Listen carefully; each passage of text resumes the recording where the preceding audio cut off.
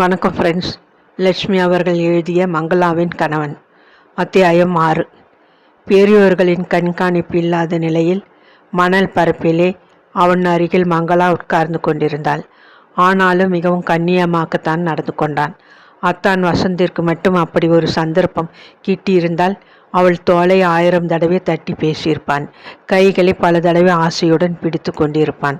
மறந்தும் சுகுமார் அவள் மீது ஒரு தடவை கூட நடக்கும்போது இடித்து கொள்ளவில்லை. அவனது பண்பான நடத்தை அவளை வெகுவாக கவர்ந்து கொண்டு விட்டது. ஆரம்பத்தில் இருந்த கூச்சம் மறைந்து அவனிடம் மனம் விட்டு பேசும் துணிவும் உற்சாகமும் விரைவில் ஏற்பட்டுவிட்டன. இருவரும் வெகு நேரம் இருட்டிவிட்டதை கூட கவனிக்காது உட்கார்ந்திருந்தனர். சுகுமாரின் பேச்சை கேட்டு அவள் விழுந்து விழுந்து சிரித்தாள். பின்னர் சிந்திக்கவும் செய்தாள். எத்தனை சுவையாக, வேடிக்கையாக, கண்ணியமாக, அறிவுடன் திறமையாக பேச தெரிந்து கொண்டிருந்தான். அதற்கு பின்னர் பலமுறை இப்படிப்பட்ட சந்திப்புகளுக்கு வாய்ப்பு அளிக்கப்பட்டன. அப்பொழுது ஒரு தடவை அவளிடம் அவன் சொன்னான், சின்ன வயசில் நான் அப்பாவை இழந்து விட்டேன். அதனால் அம்மா தான் எனக்கு எல்லாம் என்கிற நிலை. அம்மா பெண்கள் பள்ளி ஒன்றில் ஆசிரியராக இருந்தபடியே என்னை வளர்த்து படிக்க வச்சு ஆளாக்க ரொம்ப பாடுபட்டு விட்டாள். நான் புகழ்பெற்றதொரு டாக்டராகி சீரும் சிறப்புமாக வாழணுங்கிறது அவளது குறிக்கோள். அந்த ஆசையினால் உன் அப்பா கிட்ட சில அதிகப்படியான விஷயங்களை எதிர்பார்க்கலாம். அதை பற்றி இப்போது ஏன் தர்க்கம்னு நான் மௌனமாக இருக்கேன். உண்மையை சொல்கிறேன். என் வருங்காலத்தை நானே என் திறமையால் உருவாக்கிக்க ஆசைப்படுறேன். யார் உதவியையும் நான் நாடமாட்டேன். என்னை நீ சரியாக புரிஞ்சுக்கணுங்கிறதுக்குத்தான் உன்னை தனியே சந்தித்து பேச ஆசைப்பட்டேன்.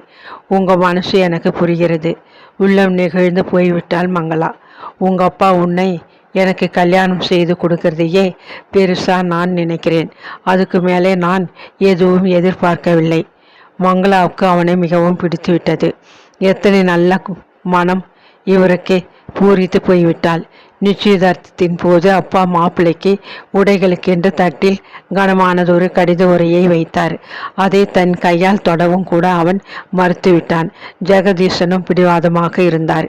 உங்களுக்கு ட்ரெஸ் வாங்கி கொள்ள முடியாதுங்கிறதுக்காகவா இதை கொடுக்கிறேன்? இதெல்லாம் ஒரு பந்ததி மாப்பிள்ளை, மறுக்காம எனக்காக எடுத்துக்கணும். வற்புறுத்தி காகித உரையை அவன் கையில் திணித்தார்.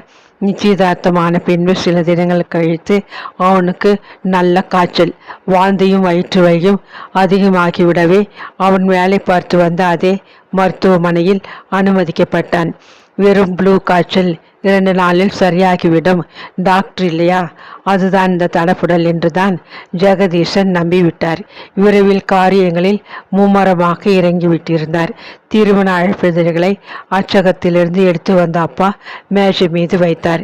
கல்யாண மண்டபத்திற்கு, நாதஸ்வரத்திற்கு, சமையல் ஆட்களுக்கு என்று எல்லா ஏற்பாடுகளையும் முடித்துவிட்டு களைப்புடன் அண்ணா அப்போதுதான் வீட்டிற்குள் நுழைந்தார். புதிதாக வாங்கியிருந்த நெக்லஸை அழகு பார்த்து கொண்டு மாடி அறையில் உட்கார்ந்திருந்தாள் மங்களா. கீழே பலருடைய பேச்சு குரலை கேட்டு சற்றென்று நகையை பீரோவில் வைத்து பூட்டிவிட்டு அவசரமாக மாடியிலிருந்து ஓடி வந்தாள். குமரி கொண்டிருந்த அழுகை தாங்க முடியாத அப்பா மேல் துண்டால் வாயை புத்தி கொண்டு குலுங்குவதைக் கண்டு திடுக்கிட்டு போனாள். மன்னிதான் அந்த அவல செய்தியை அவளிடம் சொன்னாள். மாப்பிள்ளைக்கு காமாலை காய்ச்சலாம், ரொம்ப முத்தி போய்விட்டதாம். இன்னைக்கு விடியற்காலை ரொம்ப அதிகமாய் போயிடுதாம். இப்போ எப்படி இருக்கார் மன்னி? மங்களா பதறினாள். இனி பிரயோசனமில்லைன்னு வீட்டுக்கு எடுத்துட்டு வந்துட்டாளாம். சித்த முன்னதான் உயிர் பிரிஞ்சுதாம். பேச முடியாது அவள் தடுமாறினாள். பொய், நீங்கள் சொல்கிறது பொய், நம்ப மாட்டேன், சுத்த பொய்.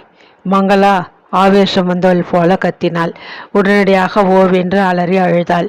கல்யாணமாகி பல ஆண்டுகள் வாழ்ந்துவிட்ட கணவனை இழந்துவிட்டவள் போன்று தாங்க முடியாத துயரத்திலே அவள் துடித்து அழுதாள். யார் சமாதானப்படுத்தியும் அவள் சற்றென்று ஆறுதல் அடையாது வெகு நேரம் அழுது கொண்டிருந்தாள். ஆமாம், அவள் டாக்டர் சுகுமாரை மெல்ல நேசிக்க தொடங்கியிருந்தாள். அவனை புரிந்து கொண்டு அவனுடன் இணைந்து பல்லாண்டு காலம் வாழப்போவதாக அவள் கட்டியிருந்த கனவு கோட்டை இடிந்து பொடி பொடியாகி விட்ட அதிர்ச்சியை தாழ முடியாது அவனை நினைத்து நினைத்து அவள் பல நாட்கள் அழுதாள். சுகுமார் காமாலை காய்ச்சலில் மரணமடைந்ததற்கு அவள் பொறுப்பு. இதே வேறு விதமாக அமைந்திருந்தால் மங்களாவுக்கு காமாலை காய்ச்சல் வந்திருந்து அவள் கல்யாணத்திற்கு முன்னால் இறந்து விட்டிருந்தால் சுகுமாரின் அதிர்ஷ்டத்தை பற்றி பரவலானதொரு விளம்பரம் ஏற்பட்டிருக்குமா? மேலத்தாளத்துடன் அடுத்த முகூர்த்தத்திலேயே வேறு ஒருத்தி மாலையிட்டிருப்பாளே. அதிர்ஷ்டம் என்பதில் கூட ஆணுக்கு ஒரு நியாயம், பெண்ணுக்கு ஒரு நியாயமா? மனிதர்களுக்கு ஏன் இப்படி ஒரு வித்தியாசமான பார்வை? தனக்குள் பலவும் எண்ணி வெகுண்ட மங்களா மேஷை மீது இருந்த மணியை ஓங்கி அடித்தாள். ஓடி வந்து நின்ற பையனிடம் பலத்த குரலில் கத்தினாள். இந்த ஃபைல்களை மேனேஜர் அறையில் கொண்டு வை. இவைகளை கொண்டு அந்த கணக்கர் மேஷை மேலே போடு. மற்றவங்க வேலையை பார்க்க நான் ஒன்றும் ஏமாந்தவ இல்லைன்னு அவர் தெரிஞ்சுக்கிட்டும். போ, எடுத்துன்னு சீக்கிரம் போ.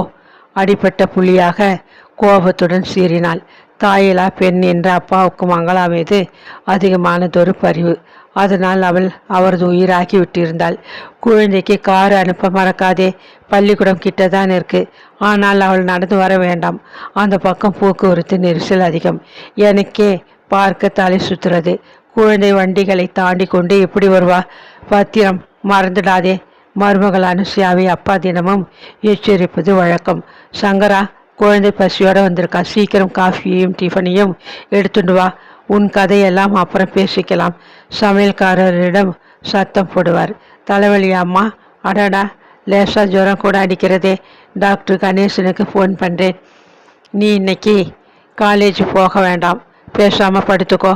அன்போடு கடிந்து கொள்வார். இந்தா, உன் பிறந்த நாளைக்கு பிடிச்சதை வாங்கிக்கோ. ரகசியமாக 200 ரூபாய் நோட்டுகளை அவள் கைகளில் வைத்து அழுத்திவிட்டு பரிவோடு மகளை பார்த்து பூரித்து போவார். அம்மாவை அப்படியே உரிச்சுட்டு வந்திருக்கேன். அவளாட்டமாக மூக்கில கோபம் கூட வந்துடுறது. தமக்குள்ளே சொல்லிக்கொண்டு மெல்ல சிரித்து கொள்வார். எத்தனை பெருமை அவருக்கு அவளை பற்றி. இப்படி கொஞ்சி கொண்டாடி பாசமும் நேசமுமாக அவளை வளர்த்தார் அப்பா. ஆனால் அண்ணா அதற்கு நேர் எதிர். சின்ன வயதிலேயே அவளுக்கு அண்ணா சீதாராமனை கண்டால் ஒரு நடுக்கம். ரேடியோவை ஏன் இப்படி அலற விடுற? வீட்டிலே மற்றவா இருக்கிற நினைப்பு இல்லையா? எழுந்து வந்து அவள் அறைக்குள்ளே எட்டி பார்த்து விட்டு அண்ணா உருமுவார். அப்பா சொன்னார்னு அடுப்பங்கரை பக்கமே தலை காட்டாமல் நாள் முழுவதும் நாவல் படிச்சுட்டு இருந்தா போருமா? நாளைக்கு வர்றவன் சமைக்க தெரியுமான்னு கேட்டால் எப்பவும் சமையலுக்கு ஆள், பங்களா, கார்னு வாழ்ந்துட முடியும்னு கனவு வேண்டாம். சாதாரணமாக இருந்துக்க தெரிஞ்சுக்கோ. அண்ணா இறைந்து கத்துவார். அண்ணாவின் அதட்டல் உருட்டல்களை கேட்டு மிரண்டு போய் அவர் குரலை கீழே கேட்டதுமே மாடியில் இருக்கும் தன் அறைக்கு சென்று பதுங்கி கொள்ளும் பயந்தவளாக பதில் பேச தெரியாத கோழையாகத்தான் வளர்ந்தாள். அந்த குணம் இத்தனை வயதாகியும் அவளை இன்னமும் விடவில்லை. அண்ணாவிடம் அவளுக்கு கொஞ்சம் பயம்தான். மன்னி அனுசியாவிடம் மட்டும் அவள் தனியாக இருக்கும்போது எதிர்த்து பேச தொடங்கி விட்டிருந்தாள். அதுவும் வேலைக்கு போக ஆரம்பித்த பின்னர் ஏற்பட்ட புது தெம்பில் தான் பட்டென்று பதிலளிக்க தெரிந்து கொண்டிருந்தாள். அந்த சனிக்கிழமை காலை அவளுக்கு வேலைக்கு கிளம்புவன் அனுசியா தான் ஆரம்பித்தாள். இன்னைக்கு பகலோடு உன் வேலை முடிஞ்சிடும் இல்லையா? சீக்கிரம் வீட்டுக்கு வந்து விடு. நானும் அண்ணாவும் சினிமாவுக்கு போக போகிறோம். போங்க, அதுக்கு நான் ஏன் சீக்கிரம் வரணும்? மங்களா சுடுத்தாள். வீட்டை யாராவது பார்த்துக்க வேண்டாமா? வீடு இங்கே தான் இருக்கும், எங்கேயும் ஓடிவிடாது. இப்படி அகத்தாளமாக பேச வேண்டாம். உங்கள் அண்ணா காதில் பட்டா வீண் பொல்லாப்பு. இப்போ எல்லாம் வீட்டை பூட்டின்னு போகிறதுக்கு பயமாக இருக்குது. எங்கே பார்த்தாலும் திருட்டாக இருக்குது. அதனாலே மன்னி, எனக்கும் இன்னைக்கு மத்தியானம் கொஞ்சம் வேலை இருக்குது. லதா தன் வீட்டுக்கு டிஃபன் சாப்பிட கூப்பிட்டுருக்கா. அந்த வாய்ப்பெட்டி லதாவோட வீட்டுக்கு இன்னைக்கு போகாட்டு என்ன? அவள் அரட்டை பேச்சும் அவள் போட்டுக்கிற வேஷமும் யாருக்கு பிடிக்கிறது? எனக்கு அவளை ரொம்ப பிடிக்கிறது. நான் வரேன், கோபத்துடன் சொல்லிவிட்டு தோளில் பையும் கையில் குடையுமாக வெளியேறிவிட்டாள். வாசலுக்கு வந்த பிறகுதான் மனசிலே கொஞ்சம் பதட்டம் ஏற்பட்டது. அண்ணாவிடம் அண்ணி கட்டாயம் சொல்லுவாள். வீடு திரும்பும்போது மாலை ஒரு மண்டகப்படியை எதிர்பார்க்க வேண்டி வரும். ஆனால் அவள் முன்னதாக லதாவிடம் செய்த ஏற்பாடு என்னவாகிறது? அவளுக்கென்று கொஞ்ச நேரம் ஒதுக்க முடியாது. அலை ஓய்ந்து சமுத்திரத்தில் ஸ்நானம் செய்ய காத்திருப்பல் போன்ற அலைச்சலான வாழ்க்கை. அவள் மன்னிக்கு விட்டு கொடுக்க கூடாது. முன் ஏற்பாடு படி லதாவை அவள் அன்று சந்தித்தாக வேண்டும். தெருவில் இறங்கினாள். பெரிய என்கேஜ்மெண்ட்டு, தலை போயிடும் போல பேசுகிறாள். மன்னி இறைந்து பேசியதை காதில் போட்டு கொள்ளாது வேகமாக நடந்தாள். லதாவின் ஏற்பாடு படியே அன்று பகல் வேலை முடிந்ததும் அவள் ஸ்வப்னா ஈட்டிங் ஹவுஸின் ஹவுஸில் முன்னால் தயாராக நின்றாள். லதா குறித்த நேரத்தில் வந்து சேர்ந்து விட்டாள். இருவருக்கும் நல்ல பசி. இன்னைக்கு உனக்கு இந்த ஈட்டிங் ஹவுஸில் என்னால் டிஃபன் வாங்கி தர முடியாது. அடிக்கடி இங்கே சாப்பிடுவது நமக்கு கட்டுப்படியாகாது. அதனாலே காலையிலே ஆஃபீஸிற்கு புறப்படும் முன் அடைக்க அரைத்து வச்சுட்டு வந்திருக்கேன். அப்படி ஒன்றும் அது புளிச்சு போயிருக்காது. நேரே என் வீட்டுக்கு போக போகிறோம். என்ன சொல்கிற? எனக்கு அடை புளிச்சுட்டு இருந்தால் ரொம்ப பிடிக்கும். பஸ் வராதான்னு பாரு. மங்களா சிநேகிதியுடன் கூட சிரித்தாள். லதாவுடன் பேசும்போதும் சிரிக்கும் போதும் மனது எத்தனை லேசாக்கி விடுகிறது. ஏன் வீட்டில் அண்ணா மண்ணியிடம் மட்டும் உணர்வுகள் ஏன் அப்படி பாறையாகி இறுகி போய் மூச்சை அடைப்பது போல நெஞ்சு சுமையாக்கி விடுகின்றதே? ஏன்? வியப்புடன் அவள் தோழியின் பின்னால் பஸ்ஸில் ஏறிக்கொண்டாள். லதா திருவல்லிக்கேணி வாசி. பஸ் நிலையத்திற்கு சற்று தூரத்தில் இருந்த நெருக்கமானதொரு தெருவில் அவர்கள் வீடு இருந்தது. சின்னஞ்சிறு ஓட்டு கட்டிடம். அதற்குள் 3 குடித்தனங்கள். முன்பகுதியில் தான் லதாவும் அவள் தாய் காமுவும் வசித்து கொண்டிருந்தனர். 2 சிறு அறைகள், இடையே கூடம், பொது முற்றம், பொது நடை, பொது குளியலறை இத்தியாதி கொண்ட சிறு குடியிருப்பு பகுதி. மங்களா பலமுறை அங்கு போயிருக்கிறாள். அந்த சின்னஞ்சிறு இடத்தை லதாவின் நோயாளி தாயார் மிகவும் சுத்தமாக வைத்திருப்பதைக் கண்டு வியந்திருக்கிறாள். வாமா மங்களா. அவளை கண்டதும் காமும் மலர்ந்த முகத்துடன் எப்போதும் போல் வரவேற்றாள். இங்கு மங்கும் நரை பட்டியிட்ட கருத்த முடி, நலிந்த உடல். ஆனாலும் அந்த அம்மாளின் கண்களில் மிதந்த கனிவு ஒன்றே மங்களாவின் மனதை நிறைத்து விடுவதுண்டு. இறந்து போன அவள் தாயை அவள் உருவில் பார்ப்பது போன்றதொரு உணர்வுகளில் அவள் உள்ளம் உருகி போவது வழக்கம். இப்போ உங்களுக்கு உடம்பு எப்படி அம்மா இருக்கு? விசாரித்தபடி செம்மில் இருந்த நீரை எடுத்து முற்றத்திலே கால்களை கழுவி கொண்டாள். லதாவின் அன்னை தனக்குள்ளே மெல்ல சிரித்து கொண்டாள். யார் புண்ணியமோ 10 நாளாக வயிற்றுலே வலி இல்லாமல் நன்னா நடமாடிட்டு இருக்கேன். உட்காருமா. லதா, நீயும் கை கால்களை அலுமிட்டு வந்து உட்கார் உத்தரவிட்டாள். தையல் இலைகள் 2ஐ கூடத்திலே பரப்பி தண்ணீர் நிறுத்திவிட்ட லதா மங்களாவுடன் உட்கார்ந்தாள். அடுப்பிலை வெந்து கொண்டிருந்த அடையின் மனம் நாவிலே நீர் சுரக்க செய்தது. மங்களாவின் பசி அதிகரித்தது. நீ டிஃபன் சாப்பிட போறதாக லதா சொன்னாள். தோட்டத்திலிருந்து 2 முருங்கைக்கீரையை பறித்து உறவி அலுமி விட்டு மாவில் போட்டு வார்த்திருக்கேன். அடை நெய் மனத்துண்டு ஒரு முறைன்னு எப்படி இருக்கு பார். தொட்டுக்க வெள்ளை பச்சடியும் வச்சிருக்கேன். நிதானமாக 2 பேரும் சாப்பிடுங்கள். இப்போ பால்காரன் வந்துடுவான். சூடாக காஃபி போட்டு தரேன். வேலை செய்கிற குழந்தைகள் நன்னா சாப்பிடணும். இன்னும் கொஞ்சம் பச்சடி போட்டுக்கோமா. காமுவின் உபசரிப்பு மனதிற்கு இதமாக இருந்தது. அவள் சூடாக வார்த்து போட்ட அடை ருசியாகத்தான் இருந்தது.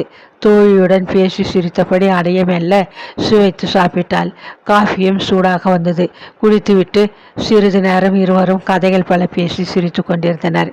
4 மணி அளவில் தோழியை உசுப்பினாள் லதா. இருவரும் முற்றத்திலிருந்து வாளியிலிருந்து நீரை செம்பில் முகர்ந்து முகத்தை கழுவி கொண்டனர். கூடத்து சுவரில் தொங்கிய சிறிய கண்ணாடியில் பார்த்து தலையை வாரிக்கொண்டு பவுடர் பூசி பொட்டு வைத்து கொண்டு தயாராயினர். அம்மா, கொஞ்சம் மங்களாவோடு வெளியில் போயிட்டு வரேம்மா, லதா சொல்லிக்கொண்டு புறப்பட்டாள். எங்கே எதற்கு என்று காமு அம்மாள் மகளை ஒரு கேள்வியும் கேட்கவில்லை. புன்னகையுடன் மௌனமாக விடை கொடுத்தாள். தோழிகள் இருவரின் வீட்டு சூழ்நிலையில்தான் எத்தனை வித்தியாசம். நாம் போகிற இடம் அதிக தூரமில்லை, பக்கத்து தெரு. இந்த வேலையில் கூட்டம் ஏதும் இருக்காது. சொல்லி கொண்டே லதா நடந்தாள். மங்களாவுக்குள் ஒரு பரபரப்பு. பரீட்சைக்கு போகும் மாணவி போன்று ஒரு பயம் கூட. பல முறை முகத்தை கை குட்டையால் அழுத்தி துடைத்து கொண்டாள். அதுவும் ஒரு பழங்காலத்து கட்டடம். ஆனால் மாடி வீடு. வராந்தாவை அடைத்த நெருக்கமான கம்பி கேட்டை திறந்து கொண்டு உள்ளே நுழைந்ததும் ஒரு வாலிபன் எதிர்பட்டான். மாடியில் இருக்கார். செருப்புகளை இங்கே விட்டுடுங்கள் என்று கூறிவிட்டு இந்த பக்கம் படிகள் என்று கையை காட்டினான். மாடிப்படிகளின் வளைவிலே செருப்புகளை விட்டுவிட்டு இருவரும் மேலே சென்றனர். உள்ளே நுழைந்ததும் இருந்த பெரிய ஹாலில் 2-3 மரப்பெஞ்சுகள் கிடந்தன. ஒன்றின் மீது 2 ஆண்கள் உட்கார்ந்திருந்தனர். ஹாலை ஒட்டியிருந்ததொரு பெரிய அறையை நின்று வெளிப்பட்ட ஊதுவத்தின் மனம் மூக்கை தாக்கியது. காலியாக கிடந்த ஒரு பெஞ்சின் மேல் தோழிகள் இருவரும் உட்கார்ந்தனர். உள்ளே இருந்து மஞ்சள் தடவின கடித உரையை படித்து கொண்டு மலர்ந்த முகத்துடன் வெளிப்பட்ட ஒரு அம்மாள் அவர்களை தாண்டி கொண்டு கீழே விரைந்தாள். அடுத்ததாக உட்கார்ந்திருந்த இருவரும் உள்ளே சென்றனர். உள்ளே இருந்த கரகரத்த பேச்சு குரலில் ராசி என்ற வார்த்தைகள் அடிபட்டன. அரை மணிக்கு மேல் நேரத்தை ஆக்கிரமித்துவிட்டு அந்த இருவரும் வெளியேறியதும் லதா மங்களாவுக்கு சைகை செய்துவிட்டு முன்னால் அறைக்குள் நுழைந்தாள். வெள்ளி குமிழிட்ட கருங்காலி பலகை மீது கனத்த மனிதர் ஒருவர் அமர்ந்திருந்தார். 50 வயது இருக்கும். கிராப்பு முடி முழுவதிலும் பரவலான நரை, உடம்பிலும் நெற்றி மீதும் விபூதி பட்டைகள். நெற்றி பட்டை மீது பெரியதொரு குங்கும பொட்டு, காதுகளில் வெள்ளை கடுக்கன், திறந்த மார்பில் பூணூலுடன் பெரிய அளவில் தங்க பூன் வைத்த ருத்ராட்ச மாலை. ஜோசியர் பார்க்க கனகம்பீரமாக திகழ்ந்தார். சுவரில் தொங்கிய தெய்வ படங்களை பார்த்தபடி மெல்ல தோழிகள் இருவரும் அவர் எதிரே தரையில் அமர்ந்து கொண்டனர். தயாராக கொண்டு வந்த பிறந்த தேதி, மாதம் முதலிய குறிப்புகள் கொண்ட காகித துண்டை கையில் இருந்து எடுத்து பணிவாக அவர் முன் வைத்தாள் லதா. ஜோசியரின் ஃப்ரெஷ் புருவங்கள் மேலே உயர்ந்தன. இவள்தான் மங்களா, இவளுக்குத்தான் சார். லதா அறிமுகப்படுத்தியதும் அருகில் கட்டுகளாக அடுக்கியிருந்த பழைய பஞ்சாங்கங்களை புரட்டி சற்றென்று தேடியதை தேர்ந்தெடுத்தார். தரையில் மடக்கி வைத்திருந்த கண்ணாடியை எடுத்து மாட்டிக்கொண்டு கவனமாக பார்த்தார், படித்தார். ஒரு நோட்டு புத்தகத்தை எடுத்து தமது தொடை மீது வைத்துக்கொண்டு தமக்குள் முனியபடி கோடுகளை இழுத்து கட்டங்கள் வரைந்து சூரியன், செவ்வாய், ராகு, புதன் எல்லோரையும் அவைகளுக்குள் அடைத்தார். மேஷராசி. இப்போ நடக்கும் சூரியன் தசை நட்பலனை அதிகம் அளிக்கிறது. பின்னர் வரும் சந்திரன், செவ்வாய், ராகு. கரகரவென்ற குரலில் அவர் பேசியதை வெட்டி குறுக்கிட்டாள் லதா. சார், இந்த பெண்ணுக்கு கல்யாணம் எப்போ ஆகும், எப்படி ஆகும்னு கொஞ்சம் பார்த்து சொல்லுங்க. இந்த ஜாதகப்படி ஏற்கனவே கல்யாணமாக்கி இருக்கணும், இல்லாட்டா தடைப்பட்டிருக்கணும். சமீபத்திலே நடக்கிறாப்புல இல்லையே. கர்ம லாப அதிபதியாகிய சனி லாபஸ்தானத்தை நோக்குவதாலும் லக்னாபதி செவ்வாய் சகாயாதிபதி புதன் இவர்களுடைய கேந்திரத்தில் இருப்பதாலும் மங்களாவுக்கு தலை சுற்றியது. சார், முக்கியமாக தெரிய வேண்டியது கல்யாணம் சீக்கிரம் நடக்குமா நடக்காதாங்கிறது தான் சார். மற்றதெல்லாம் அலுப்புடன் லதா கேட்டாள். இந்த ஜாதகக்காரருக்கு திருமண பாக்கியத்தை அத்தனை விசேஷமாக சொல்ல முடியாது. ரொம்ப நாள் கழித்து கல்யாணம் ஆனாலும் ஆகும், ஆகாமல் போனாலும் அதிசயப்படுறதுக்கில்லை. மங்களாவுக்கு துக்கம் நெஞ்சை அடைத்து கொண்டது. மற்ற விஷயங்களை மேலே கேட்க விரும்பாது கலக்கத்துடன் தோழியை பார்த்தாள். விலாசத்தை கொடுத்துட்டு போனா பலன்களை வரிசை கிரமமாக எழுதி அனுப்புகிறேன். மணி போஸ்ட் இருந்து லதா அவர் முகத்தை ஆவலுடன் பார்த்தாள்.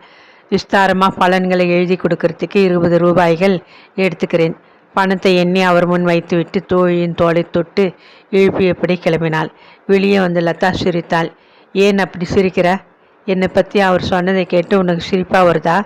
மங்களா முகம் வாடிப்போனாள். இல்லை, பல வருஷங்களுக்கு முன் அம்மா 50 ரூபாய் செலவழித்து எல்லாம் பிரபலம்னு சொன்ன ஒரு ஜோசியரிடம் என் ஜாதகத்தை காட்டி பலன்களை எழுதி வாங்கி கொண்டா. அதுபடி நான் 16 வயசுலேயே கல்யாணமாகி 4 குழந்தைகளுக்கு தாயாகி இருக்க வேண்டும். சுத்தமாக எனக்கு படிப்பு வராதுன்னு ஜோசியர் அடித்து சொல்லியிருந்தார். உன்னோடு படிக்கிறச்ச உன்னை விட அதிக மார்க்குகள் வாங்கி நான் படித்து பட்டதாரி ஆகி இருக்கேன். இன்னமும் கல்யாணமாகலை. வேலை செய்து என்னை காப்பாற்றிக்கிறேன். அவர் சொன்ன ஒன்று கூட பலிக்கலை. அதை நினச்சி சிரித்தேன், அவ்வளவுதான். அப்படின்னா உனக்கு ஜோசியத்திலே நம்பிக்கை இல்லையா? ஜோசியத்தில் அமர்ந்து நம்பாதிருப்பது என்பது தர்க்கத்துக்குரிய பெரிய விஷயம். என்னை பொறுத்தவரை என் வருங்காலத்தை நானே எனது உழைப்பால் உருவாக்கிவிட முடியும் என்கிற நம்பிக்கை. பின்ன என்னை மட்டும் ஏன் ஜோசியரன் அழைச்சிட்டு வந்து 20 ரூபாய்க்கு செலவு வச்ச? சிறு கோபத்துடன் கேட்டால் மங்களா. வாழ்க்கையில் நாம் கற்றுக்கொள்கிற பாடத்திற்கு காணிக்கை ஏதாவது தந்தாக வேண்டும். சில சமயம் நமது உணர்வுகளை தருகிறோம், சில சமயம் பணத்தை கொடுத்து பாடத்தை ஏற்கிறோம். நமது வருங்காலத்தை நமக்கு இன்னொருத்தர் எடுத்து சொல்லணுமா? நமக்கு தெரியாதா என்கிற நம்பிக்கை உன் மனசிலே திடமாக ஏற்படத்தான் கூட்டி வந்தேன். இது ஒரு விதமான ஷாக் ட்ரீட்மெண்ட்டுன்னு வச்சுக்கோ. வாழ்க்கை கற்றுக் கொடுக்க போகும் நம்பிக்கை என்கிற பாடத்திற்கு குருதட்சிணின்னு நினச்சிக்கோ. லதா சிரித்த போது மனம் லேசாகி மங்களாவும் சிரித்து விட்டாள்.